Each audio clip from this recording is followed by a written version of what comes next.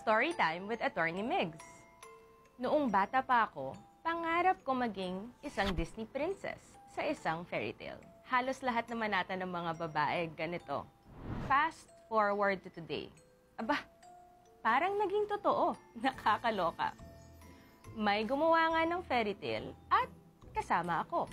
Pero yun lang, according to their script, hindi po ako yung Disney princess.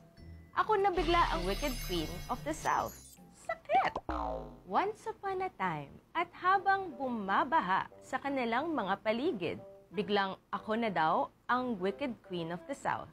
At mastermind, namigay pa daw ako ng pera kapalit ng pirma. Paano ako makakapagbigay ng pera? Paano ako makakapag-mobilize ng mga tao?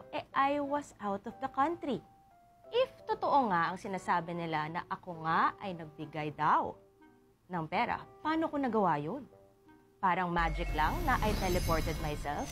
Nakakaloka, di ba? Girl, hindi po tayo pinanganak kahapon. Ang dali rin naman ngayon mag-print ng kung ano-ano at ibintang na iba ang gumawa. Gaya nito.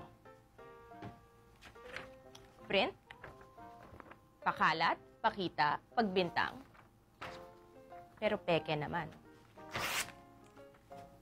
Hindi pwede yung ganito. Ayaw natin sa imbento. No, no, no. Gusto natin kung ano ang totoo.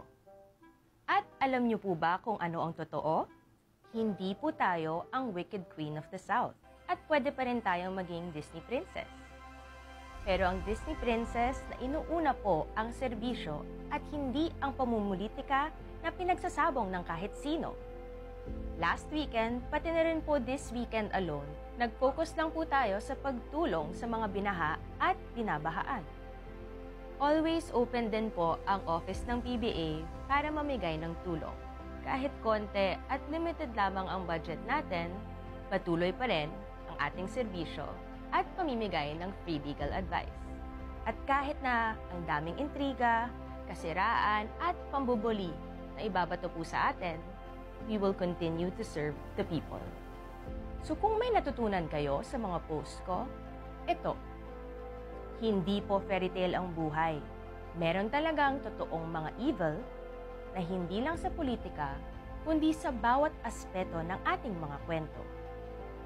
Meron at meron pwedeng gumawa ng kung ano-ano pa para ipagmukha kang masama. Pero kung totoong may ginawang masama, then file the case with the proper courts. And always remember, kapag ikaw ay nagturo, may 3 daliring nakaharap sa'yo. The end. This is Congresswoman Attorney Migs Nograles, Amping Kanunay.